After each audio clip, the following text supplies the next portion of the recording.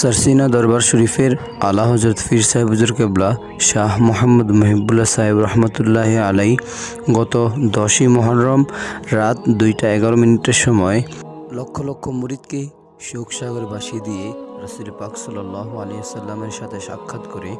জিকিররত অবস্থায় আল্লাহ তাআলার দরবারে চলে যান। হুজুর কেবলা লাশ মোবারক ঢাকা সেন্ট্রাল হসপিটাল থেকে গুলশান জামে মসজিদে গোসল দিয়ে